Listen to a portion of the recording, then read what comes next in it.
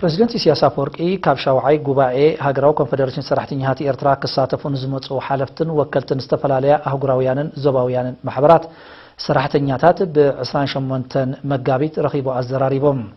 ኣብቲ ርክብ ፕሬዚደንት ኢሳያስ እቶም ወከልቲ ኣብ ጉዳይ ምንቅስቃስ ሰራሕተኛታት ኤርትራ ንዘርእይዎ ዘለዉ ግዳሴ ብምጓስ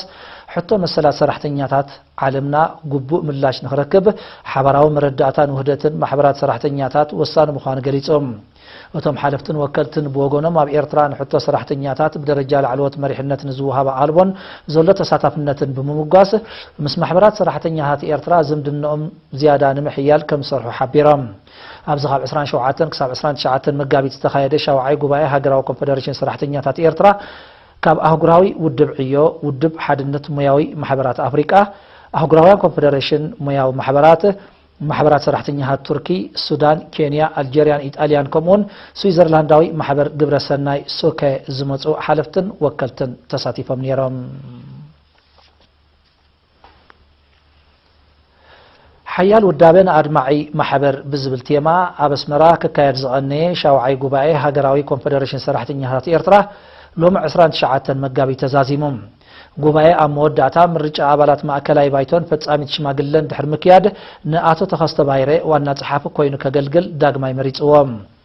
ኣብዚ ንሰለስተ መዓልታት ዝቐጸለ ጉባኤ ሰሚናርን ኣስተምህሮታትን ብላዕለዎት ሰበስልጣን መንግስትን ክኢላታትን ናይ 10 ዓመታት ጸብጻብ ንጥፈታት ሃኮሰ ከምኡን ዘተ ኣብ ንድፊ መማሓየሺ ቅዋም ሃኮሰ ዘጠቓለለ መደባት ሰላሲሎም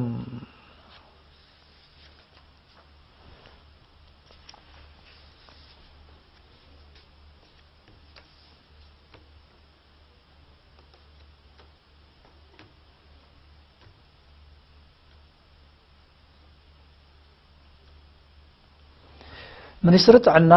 ሕብረተሰብ ንምውሓስ ኣብ ንኡስ ዞባ ጊንዳዕ ከካይዶ ፀንሐ ንጥፈታት ብምቕጻል ካብ 23 መጋቢት ጀሚሩ ፀረ ቢልሃርዚያ መድሃኒታት ይዕድል ኣሎም ኣብቲ ሚኒስትሪ ሓላፊ ምክልኻል ትሮፒካዊ ሕማማት ኣቶ ምሕረት ኣባብርሃ ንኣመሓደርቲ ከባቢ ኣጋር ሓኪም ወከልቲ ጥዕና ዓድን ሰሞያ ጥዕናን ኣተዓዳድላ ናይቲ መድሃኒት ብዝምልከት ኣብ ዝሃቦ ሓበሬታ ንኡስ ዞባ ጊንዳዕ ኣብ ዓሳዊ ከባቢ ስለ ዝርከብ ህዝቢ ኣፍልጡ ከባቢሉ ቅድመ ምክልኻል ከዘውትራ ዘኻኺሮም ኣብ ጨንፈር ሚኒስትር ጥዕና ዞባ ሰሜናዊ ቀይሕ ባሕሪ ሓላፊ ምክልኻል ተመሓላለፍቲ ሕማማት ኣቶ ወልደ የሱስ በላይ ብወገኑ እቲ ዝወሃብ ዘሎ መድሃኒት ብመሰረቲ ካብ 2015 ኣብ 10 ኣብያተ ትምህርቲ ናይቲ ንኡስ ዞባ ዝተኻየደ መጽናዕቲ ምዃኑ ብምምልካት ኣብ 17 ምሕዳራት ከባቢ ንኣስታት ሓደ ሰሙን ከም ዝቕጽል ኣረድዮም ምሕዳር ንኡስ ዞባ ጊንዳዕ ኣቶ ዑመር ያሕያ ሓጅ ብጊዱ ህዝቢ ንኣገዳስነት ናይቲ መደብ ተረዲኡ ጥዕና ንምውሓስ ንዝካየድ ዘሎ ዕማም ንምዕዋት ምትሕብባሩ ክዕዝዝን ከባቢያዊ ፅሬት ከካይድን ኣዘኻኺሮም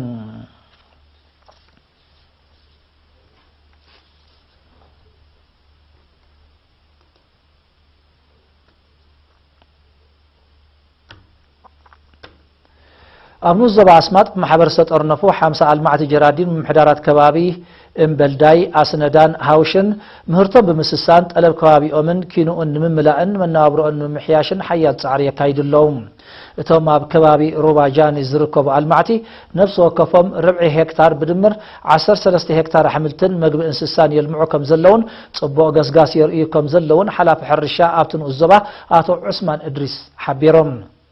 ኣባላት ማሕበር ኔሪን ኣብ ዝሃብዎ ሓበሬታ ምጥርናፎም ውህደት ስራሕን ናይ ምልውዋጥ ተመክሮ ባይታን ከም ዝፈጥረሎም ብምጥቃስ ዘልምዕዎ መሬት ኣብ ከባቢ ሩባ ስለ ዝኾነ ፍግረ መሬትን ምክልኻል ዝገብርዎ ፃዕርታትን ምዕዋት ሓገዝ ክግበረሎም ፀዊዖም ካልኦት ዘይተጠርነፉ 20 ሓረስቶት ድማ ካብ ዒላታት ብሞተረታት እናተጠቐሙ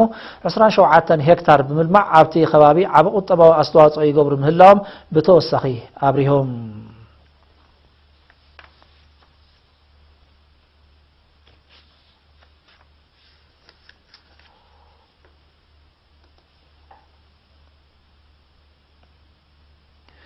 ኣብ ንኡስ ዞባ ባፅዕ ምሕዳር ከባቢ ሕርጊጎ መደባት ትምህርቲ ንምሕያል ዝሕግዝ ዘተ ብ25 መጋቢት ተኻይዶም ኣብቲ ወከልቲ ወለዲ ምሁራን ደቂ ዓዲ መምህራንን መሻርክትን ዝተሳተፍዎ ዘተ